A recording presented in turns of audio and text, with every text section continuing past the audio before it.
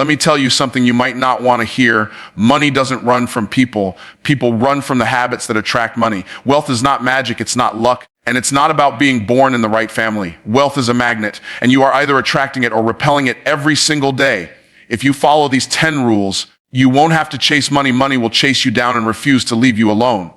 When you put God first in everything, you step into a dimension of life that most people never experience, because the majority of people are busy chasing the resource instead of the source. Wealth is not paper, coins, or digital numbers in a bank account. Wealth is spiritual first, mental second, and physical last. That means if you want the visible form of wealth to show up in your life, you have to align yourself with the invisible laws that govern it. And the first law is to recognize that all things come from God. The scripture says it is he who gives you power to get wealth. That means wealth isn't a paycheck. Wealth isn't an inheritance. Wealth isn't even your talent by itself. It is the divine empowerment to create, to produce, to multiply, and to steward resources in a way that honors him. When you chase money without chasing God, you may get some temporary results, but you'll never get lasting abundance.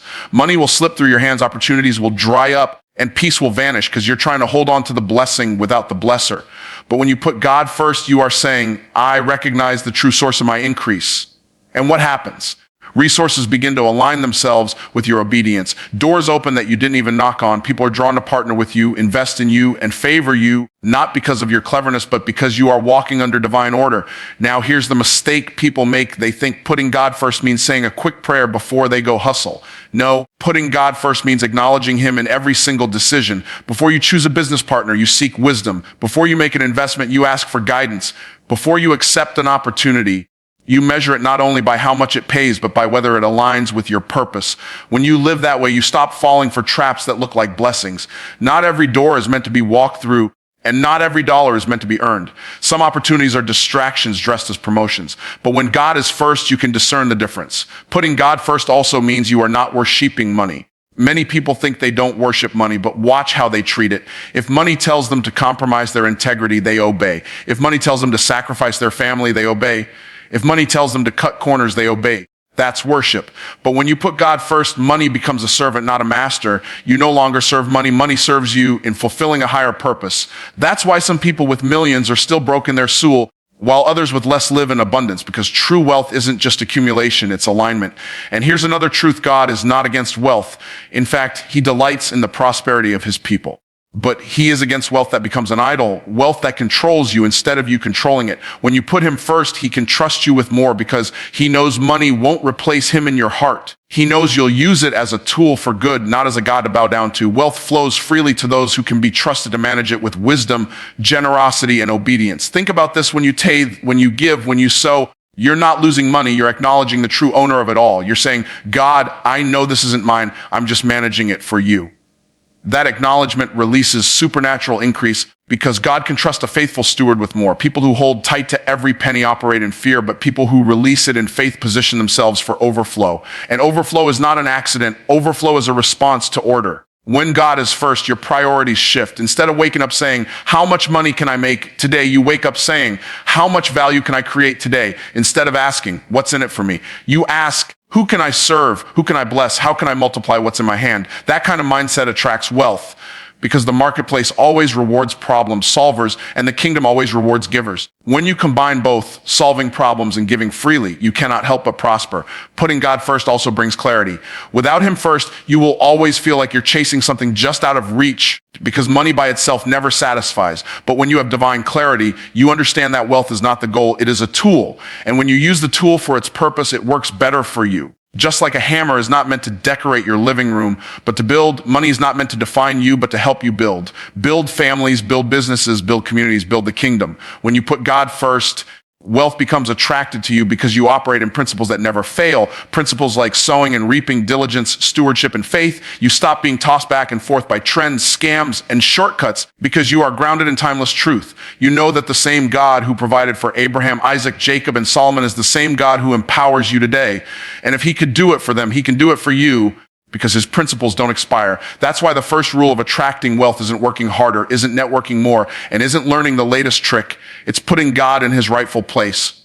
When you align with him, wealth will chase you, because wealth recognizes order. Money is drawn to clarity, discipline, and faith. When God is first, you walk in all three. You stop begging for opportunities, and opportunities start begging for you. You stop worrying about lack and you start expecting provision. You stop living as if you're the source and you start resting in the fact that you are the channel. Thinking like an investor instead of a consumer is one of the most important mindset shifts a person can make if they truly want wealth to pursue them. The consumer mindset is driven by instant gratification. The moment money comes in, the first thought is, what can I buy? What can I spend this on right now to feel good? That's why so many people work hard their entire lives and still end up with nothing to show for it. They traded long-term multiplication for short-term satisfaction. They planted no seeds, so there was no harvest. They lived on the edge of their income, buying things that lose value the moment they leave the store, never realizing they were eating tomorrow's harvest today. The investor mindset is completely different. An investor looks at every dollar as a seed with the potential to multiply. The first question isn't, what can I buy, but where can I plant this so it grows? Every piece of money is viewed as a worker that can be sent out to bring back more. The consumer says, I deserve this new gadget, these new shoes, this luxury purchase, while the investor says, I deserve the future I'm building, and I'm willing to sacrifice now to create it. It's not that investors never spend. They just understand that their money should first be given a job that makes it produce before it is consumed. A consumer lives for today. An investor thinks in decades. The consumer is focused on looking rich. The investor is focused on being rich. One buys liabilities, things that take money out of their pocket every month, while the other buys assets, things that put money in their pocket every month. This is why people with high incomes can still be broke if they think like consumers. Earning a lot of money doesn't make you an investor. How you use that money does.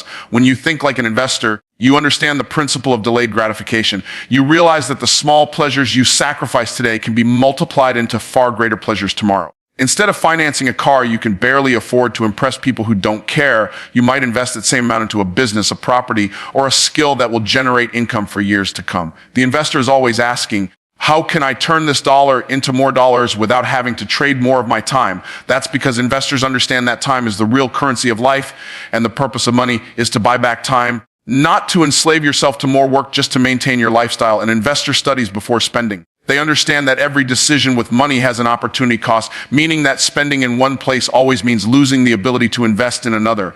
They don't rush into purchases because they know the emotional high of buying something fades quickly, but the impact of a smart investment grows over time. They measure decisions not by the feeling it gives in the moment, but by the return it can produce over years. Thinking like an investor also requires breaking free from the scarcity mindset. The scarcity thinker says, I better spend this money now before something happens and I lose it. The investor says, I will put this money where it can multiply, so even if I face challenges, I'll have more resources to handle them. The difference is fear versus faith. The consumer is afraid of missing out today. The investor has faith in the harvest that will come from planning wisely.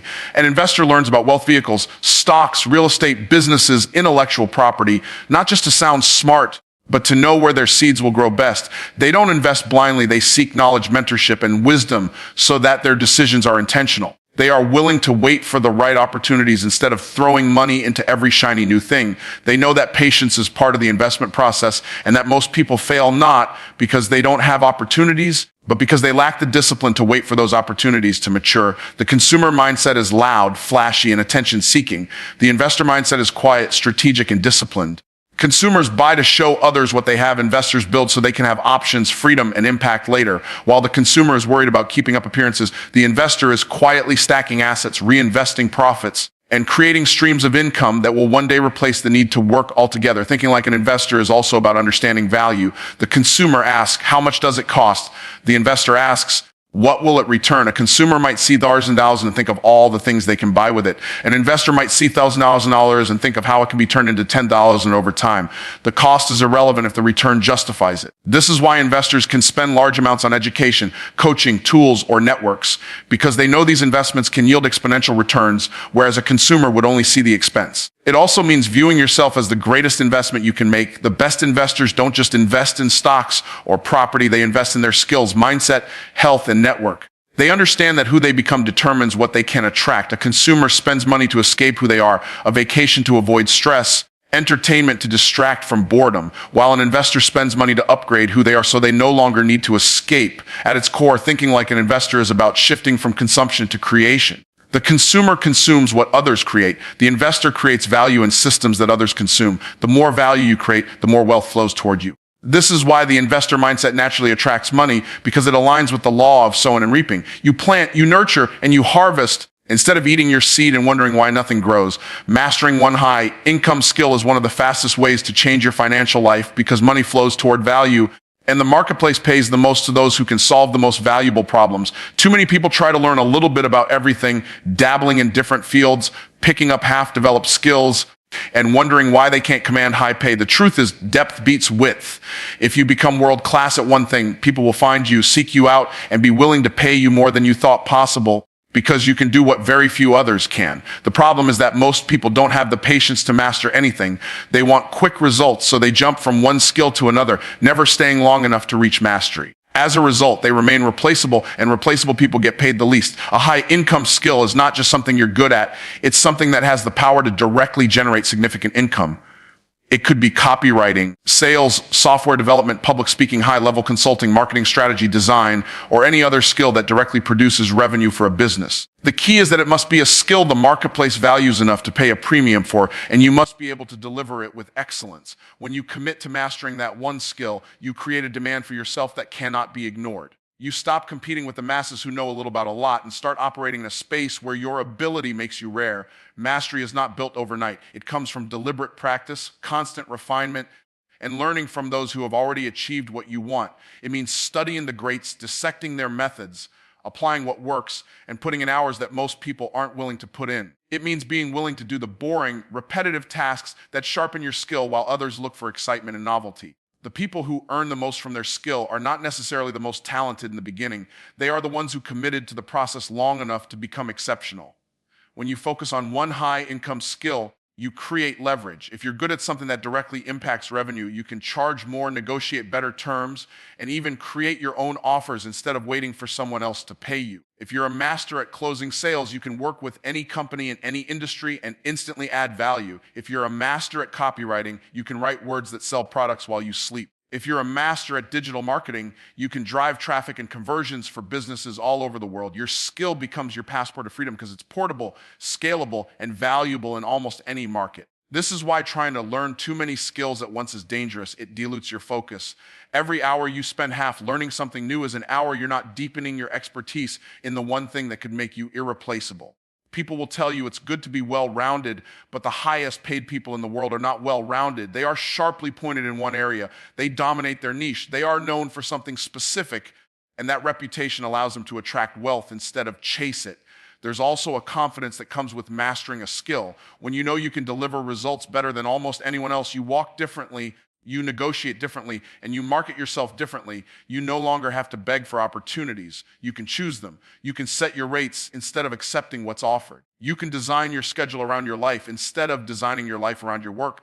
That kind of control only comes when the value you bring is undeniable. Another benefit of mastering a high income skill is that it compounds. The deeper you go into your craft, the more efficient you become, and the better your results get. At the beginning, it may take hours of effort to get a decent outcome. But as you master the nuances, you can produce better results in less time, which means you can take on more projects, increase your rates, or free up time for other pursuits. And because mastery often puts you in a category of one, you can raise your prices without losing clients because the alternatives simply don't compare. In today's economy, where automation and AI are replacing low-skill work, mastering a high-income skill is not optional, it's survival. The jobs that pay little are the first to be automated. The skills that are easily learned are the first to become irrelevant. But the ability to solve high-value problems creatively, strategically, and with expertise will always command a premium. Businesses will always pay for results that grow their revenue, save them money, or give them a competitive edge. If your skill can do one of those things, you'll never be without opportunities. Mastering one skill also opens the door to multiple income streams. Once you're known as an authority, you can teach the skill to others, create digital products, offer consulting, or start your own agency or business around it. Your expertise becomes an asset you can monetize in different ways, and that asset can continue to pay you long after the initial work is done. This is why mastery is worth the time it takes. It creates lasting value that continues to produce income in the future. The marketplace does not pay for effort, it pays for results,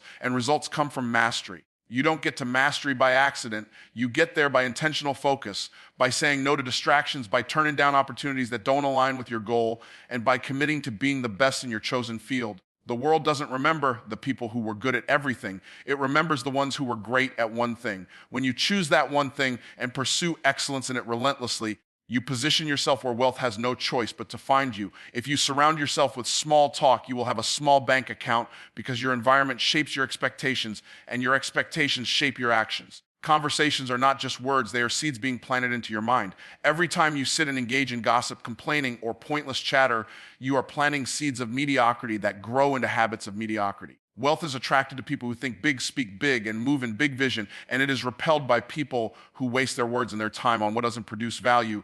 The truth is, you cannot feed your mind with scarcity and expect it to produce abundance. Small talk is dangerous because it feels harmless. It's easy to convince yourself that casual conversations about other people's lives, petty drama, or endless complaints are just talk. But what you talk about consistently shapes your beliefs. When you repeatedly speak about lack, fear, problems, and limitation, your subconscious mind accepts it as reality and begins to look for proof.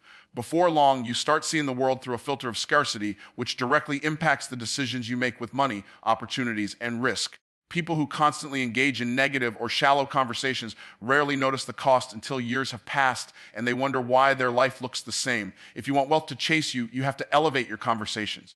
Instead of talking about people, talk about ideas. Instead of discussing problems endlessly, focus on solutions. Instead of letting the energy of the room pull you into small thinking, be the one who shifts the conversation toward possibilities, investments, innovation, and growth. High-level conversations create high-level thinking, and high-level thinking creates high-level action. That is why certain rooms produce millionaires and others produce nothing but excuses. What you hear daily eventually becomes what you believe is possible. Look at the people who are already wealthy and impactful. They spend more time discussing opportunities than obstacles. They exchange ideas, strategies, and insights that move them forward. They challenge each other's thinking not to tear each other down, but to sharpen one another. They don't waste time debating over things they cannot control. They put their energy into the things they can create, change, and multiply. When you're in that kind of environment, you can't help but start thinking bigger because the standard of conversation is higher than what you're used to. The opposite is true when you stay in circles where the main topics are gossip, politics without action, or other people's mistakes. Those conversations drain you without giving anything in return. You can leave feeling entertained but not enriched, amused but not empowered.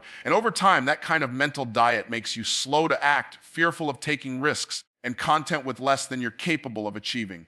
The people you talk to daily are either reminding you of your limitations or reinforcing your potential. It's not about being arrogant or cutting people off because you think you're better than them. It's about protecting your mental environment the same way you would protect your physical environment. If you know certain conversations bring you down, drain your motivation, or fill your mind with doubt, you have to limit your exposure. It's the same principle as nutrition. If you keep eating junk food, you can't expect a healthy body. If you keep consuming junk conversations, you can't expect a wealthy mindset. One of the fastest ways to upgrade your life is to upgrade the conversations you allow yourself to participate in. Seek out people who talk about building, creating, and achieving. Join groups where the focus